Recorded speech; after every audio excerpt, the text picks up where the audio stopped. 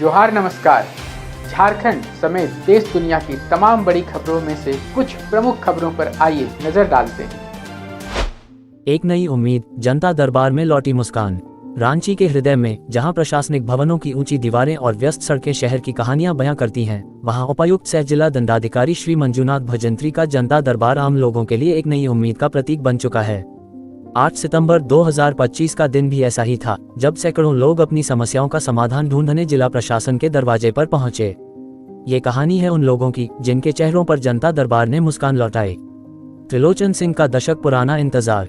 कहानी शुरू होती है त्रिलोचन सिंह से, जिन्होंने 10 साल पहले नई दिशा आत्मसमर्पण नीति के तहत एक नया जीवन शुरू करने का फैसला किया था।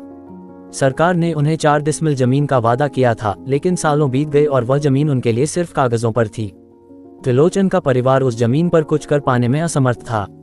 निराशा और थकान के बीच त्रिलोचन के भाई कौशल सिंह मुंडा और उनकी पत्नी ठाकुरमणि देवी ने जनता दरबार का रुख किया।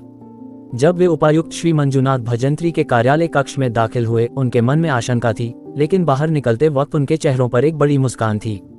डीसी साहब का बहुत बढ़िया मदद मिला, कौशल ने खुशी से कहा। उपायुक्त ने तुरंत संबंधित अंचल अधिकारी सीओ को फोन लगाया और सख्त निर्देश दिए कि परिवार को दूसरी जगह जमीन उपलब्ध कराई जाए। उन्होंने कौशल और ठाकुरमणि को अगले मंगलवार को सीओ से मिलने की सलाह दी। 10 साल का इंतजार अब समाप्ति की ओर था और यह सब कुछ मिनटों में हुआ। सीएम सर को भी बहुत बहुत धन्यवाद, ठाकुरमणि ने कहा। उनकी आंखों में आभार और नई उम्मीद चमक रही थी। मिनटों में पूरा हुआ राकेश का सपना।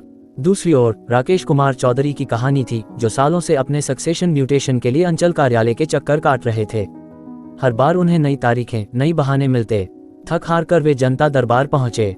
उपायुक्त ने उनकी शिकायत सुनी और तुरंत सीओ शहर को फोन लगाया। प्रमाण कहाँ हो? ठीक है, अभी राकेश कुमार चौधरी सक्सेशन म्यूटेशन का मामला लेकर आपके पास आएंगे, फौरन इनका म्यूटेशन करिए।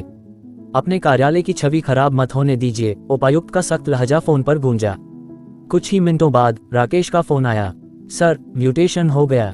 उनकी आवाज में आश्चर्य और खुशी थी। उन्होंने उपायुक्त को बार बार धन्यवाद दिया। एक ऐसी समस्या जो सालों से लटकी थी, जनता दरबार में मिनटों में हल हो गई। होचर बस्ती का दर्द। कांके थाना क्षेत्र के होचर बस्ती से अहमद रजा की कहानी भी कम मार्मिक नहीं थी। 28 अगस्त 2025 को 4-5 अपराधियों ने उनके साथ मारपीट की और छिनतई की थी। एफआईआर दर्ज होने के बावजूद कोई कार्रवाई नहीं हुई। निराश और डरे हुए अहमद जनता दरबार पहुंचे। उपायुक्त ने उनकी पूरी बात सुनी और तुरंत वरीय पुलिस अधीक्षक को पत्र लिखकर मामले में त्वरित कार्रवाई का निर्देश दिया। अहमद को भरोसा मिला कि अब न्याय होगा। जनता दरबार एक उम्मीद का मंच। देर शाम तक उपायुक्त श्री मंजूनाथ भजंत्री जनता दरबार में बैठे रहे। राजस्व, जमीन विवाद, सामाजिक सुरक्षा योजनाएं, पेंशन, शिक्षा और पुल निर्माण जैसे कई मुद्दों पर सैकड़ों फरियादियों ने अपनी बात रखी।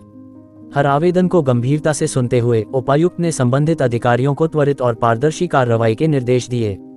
जनता दरबार आम लोगों के लिए प्रशासन तक सीधी पहुंच का सबसे प्रभावी माध्यम है, श्री भजंत्री ने कहा। हमारा उद्देश्य है कि कोई भी उचित फरियाद अनसुनी न रहे। जिला प्रशासन की छवि जनता के बीच विश्वास की होनी चाहिए। अबुआ साथी, जनता की आवाज। रांची जिला प्रशासन ने जन शिकायतों के लिए एक व्हाट्सएप नंबर अबुआ साथी 9430328080 भी शुरू किया है, ताकि लोग अपनी समस्याएं सीधे प्रशासन तक पहुंचा सकें। जनता दरबार और इस तरह के प्रयासों के माध्यम से रांची प्रशासन ये सुनिश्चित कर रहा है कि कोई भी नागरिक अपनी समस्या के समाधान से वंचित न रहे।